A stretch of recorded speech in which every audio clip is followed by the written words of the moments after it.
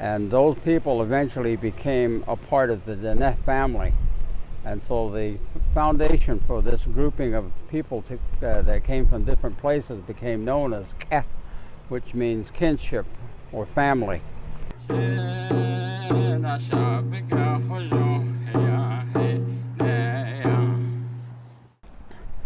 We're in Grand Junction, Colorado, and here to kind of give some idea as to the place where the Diné or the Navajo people first came into the Colorado Plateau, which in Navajo would be called Diné Bikéyah, which is the land or the soil beneath the feet of the Diné.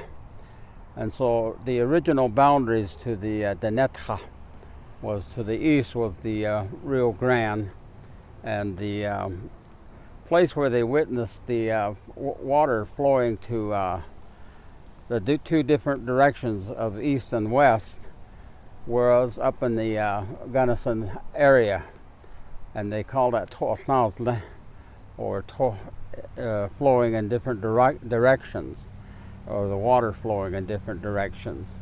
And so the Rio Grande became the boundary to the east, to the Diné Bikéyah.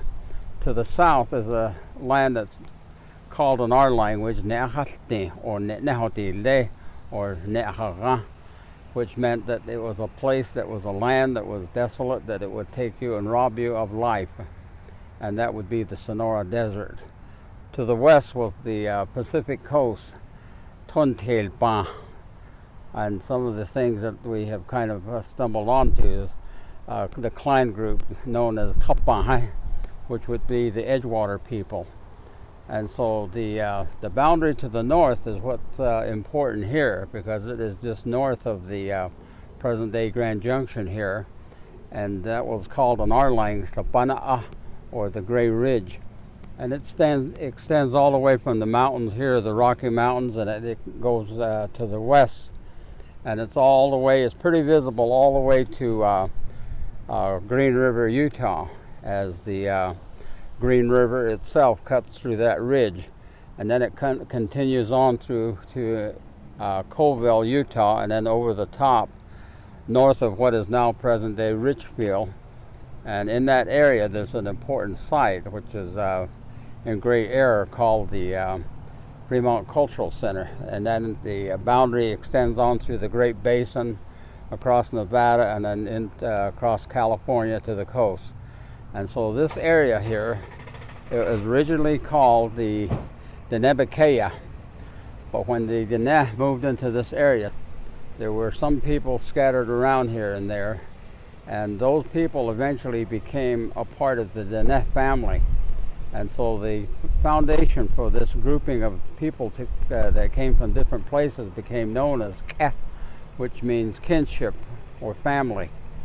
And so there were over 145 different family or groups of people that became clan groups.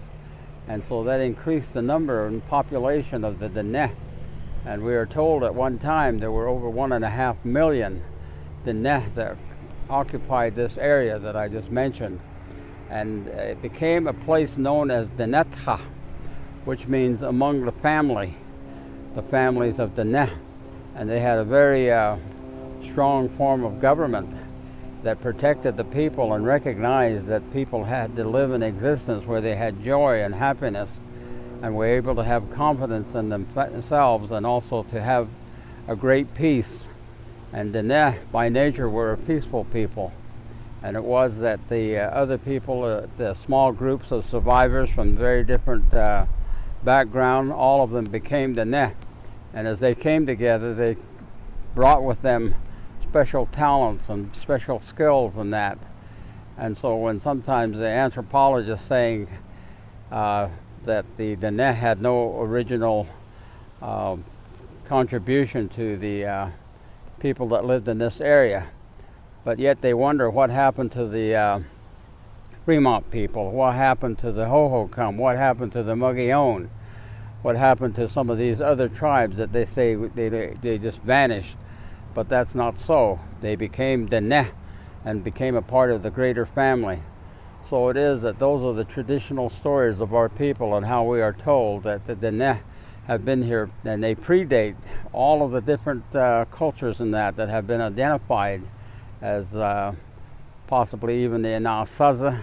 The Anasazi didn't arrive here until at least 600 years after the Diné had been in what is known as the Diné Bikéyah, and they never became a part of the Diné or joined the Dinétah. They made independent themselves, and so it is that the stories of our people have been ignored, and so those are the things that we are told.